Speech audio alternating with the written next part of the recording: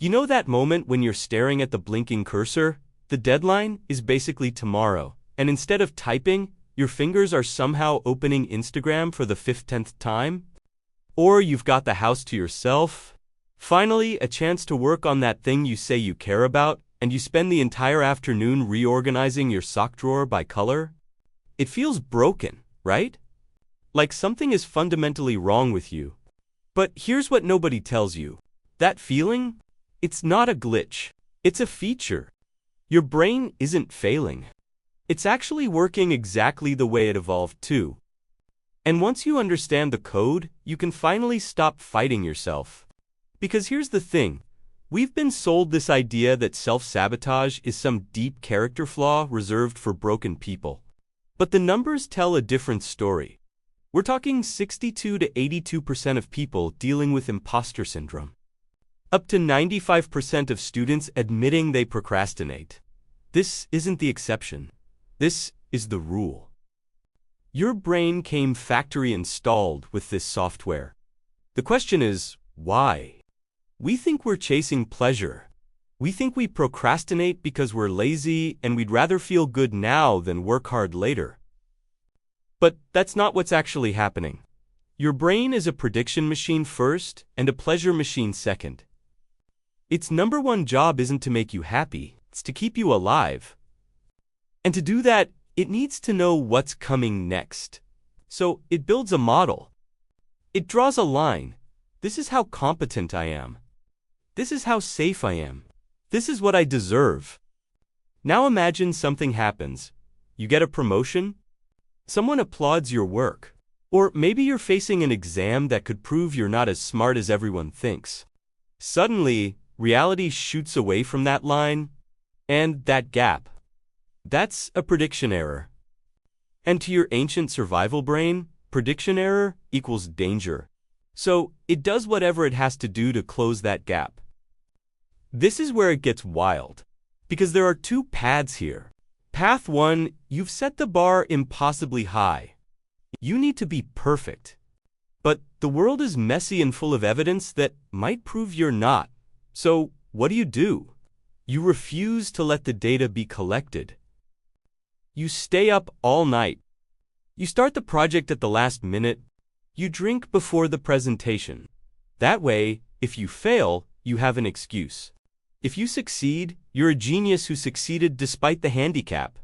Either way, that high baseline stays protected. Path 2 looks different. Your baseline is low. You feel like a fraud. And then the world gives you something good, a compliment, an award, a promotion. Suddenly reality is above your line, and that gap feels even more terrifying than failure would. So you start telling everyone how overwhelmed you are, how sick you've been, how you're barely holding it together. You lower their expectations so the gap closes. You retreat to the familiar pain of not being good enough, because at least it's predictable. But here's the part that makes people want to throw things. Even when you see this pattern, even when you can name it and understand it, why can't you just stop? Why does your body refuse to do what your mind knows is right? Because when that gap opens, your amygdala hits the panic button. Your rational brain gets shoved out of the driver's seat. And the part of your brain that's supposed to hit the brakes, this region called the right inferior frontal gyrus, it feels like it's wrapped in 3 layers of sponge. You're pressing down, nothing's happening, and you're hurtling toward a cliff, watching yourself crash. So how do we fix this? Not with a $300 scores. Not with another productivity app. With a pen and a notebook? 3 steps? Step 1 is getting the panic out of the driver's seat.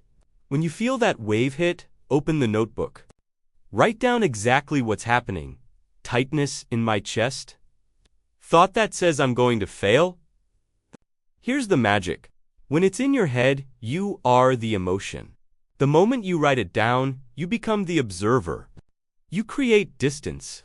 And distance is how you take back the wheel. Step 2 is working with that broken brake. You can't just willpower your way through a weak brake. You have to be smarter. If you're the perfectionist paralyzed by fear, try this. Right at the top of the page, for the next 20 minutes, My only goal is to write the absolute worst garbage imaginable. You can't fail at writing garbage. The alarm stops ringing. And usually, what comes out isn't garbage at all. But by then, you're already moving. If you're the procrastinator who collapses on the couch the second you get home, use this. Write down the obstacle. Be honest.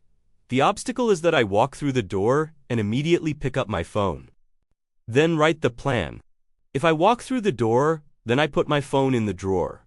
You're preloading the decision so you don't have to make it when you're exhausted.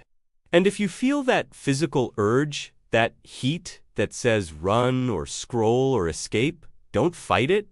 Surf it. Write down, urge is an 8 out of 10. Feels like fire in my chest. Wait 2 minutes. Check again. Now it's a 6. These urges are waves. They peak. They crash. Every time you ride one without acting, you're doing a rep in the gym for that brake pedal. Step 3 is the long game. Closing the gap for good. This means gathering real data from the real world. Write down your fear. If I show this before it's perfect, people will think I'm incompetent. Now, run the experiment. Show something imperfect to someone safe. Watch what happens. Did they destroy you? Or did they just give you feedback that helped you finish? You're teaching your brain that in progress doesn't mean failure. And when that inner voice says you're incompetent, put it on trial. Write it down. Is there really no evidence I'm competent? What about that thing I finished last month? What about the person who thanked me? Build the case. Be the defense attorney your brain never had. Because here's what we're actually doing. We're slowly, gently recalibrating that internal line until it matches reality.